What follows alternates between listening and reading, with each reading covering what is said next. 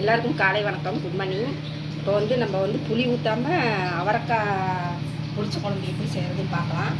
அதுக்கு அவரைக்காய் நல்லா கழுவிட்டு 2-3 வாட்டி கழுவிட்டு அரைச்சி வச்சாச்சு. அப்புறம் தேங்காயும் கொஞ்சம் கருவேப்பிலையும் போட்டு அரைச்சி வச்சாச்சு. கொஞ்சம் ஒரு கைப்பிடி அளவு கருவேப்பிலை போட்டு அரைச்சிக்கோங்க, தேங்காயிலே நல்லாயிருக்கும். அப்புறமா தக்காளி, ஒரு புளி ஊற்றாததுனால 4 தக்காளி போட்டாச்சு. கொஞ்சம் கருவேப்பிலை, 2 பச்சை மிளகா, சின்ன வெங்காயம் கொஞ்சம், கொத்தமல்லி தழை கொஞ்சம். எப்படி செய்யறதுன்னு பார்க்கலாம் வாங்க. எண்ணெய் ஊற்றிக்கலாம்.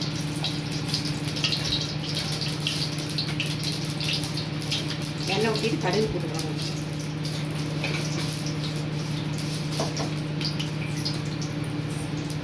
கடுகு போட்டு கொஞ்சமாக சோம்பு போட்டுக்கலாம்.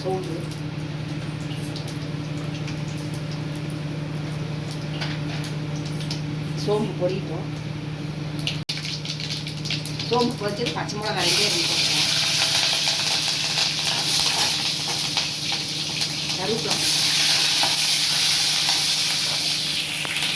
2 பச்சை மிளகா போட்டால் நல்லா இருக்கும், டேஸ்ட் நல்லா இருக்கும். அதனால 2 பச்சை மிளகா, சின்ன வெங்காயம்,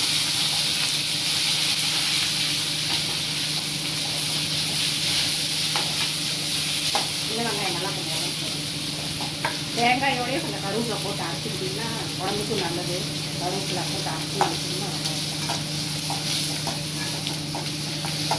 வெங்காயம் வதங்கிடுச்சு. கழுவி வச்சு அவரைக்காய் அரைச்சி வச்சதெல்லாம் போட்டுக்கலாம்.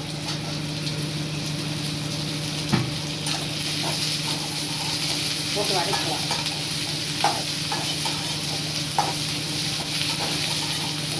குழம்பு புளி ஊற்றாமல் வைக்கலாம். தக்காளி 4 தக்காளி போட்டுக்கோங்க. புளி ஊற்றாமல் தக்காளி மட்டும் 4 போட்டுக்கோங்க.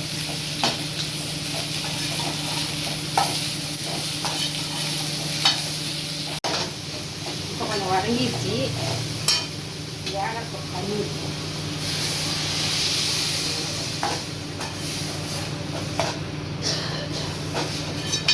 ஒரு 5 நிமிஷம் வந்ததுக்கப்புறம் தேங்காய் அரைச்சி வச்ச ஊற்றினா குழம்பு ரெடி ஆகிடும். இது நல்லாயிருக்கும். புளி ஊற்றாமல் தக்காளி போட்டு வச்சிங்கன்னா இது நல்லா டேஸ்ட்டாக இருக்கும். பாருங்கள், அவரைக்காய் முக்கால்வாசி வெந்துருச்சு. இப்போ தேங்காயும் கருவேப்பிலையும் அரைச்சி வச்சுருக்காங்க, ஊற்றிடும். கொஞ்சமாக தண்ணி ஊற்றலாம்.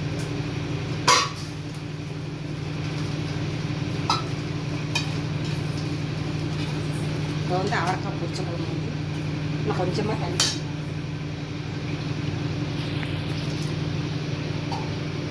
குழம்பு சூப்பராக இருக்குது. இந்த மாதிரி புளி ஊற்றாமல் தக்காளி நிறைய போட்டு வச்சிங்கன்னா சாப்பாட்டில் போட்டு தண்ணி சாப்பிடும்போது நல்லா சூப்பராக இருக்கும். கொஞ்சம் கொதி வந்தோடனே ஒரு 2-3 நிமிஷம் கொதி வந்தோடனே அடுப்பு ஆஃப் பண்ணிடலாம். அவ்வளோதான், குழம்பு ரெடி ஆகிடும். கொதி வரட்டும், ஒரு 2 நிமிஷம் இருக்கும். இப்போ பாருங்க, அவரைக்காய் எல்லாம் வந்துருச்சு. குழம்பெல்லாம் ரெடி ஆகிடுச்சு. அவ்வளோதான், அடுப்பு ஆஃப் பண்ணிடலாம். குழம்பு சூப்பராக ரெடி ஆகிடுச்சு. நீங்கள் எந்த குழம்பு அரைச்சி தேங்காய் அரைச்சி வைக்கிற குழம்பெல்லாம் கருவேப்பிலை தலை போட்டு அரைச்சிக்கிட்டிங்கன்னா கொஞ்சம் நல்லா இருக்கும். உடம்புக்கும் நல்லது. அது பார்க்கறதுலாம் கொஞ்சமாக கொத்தமல்லி தலை போட்டு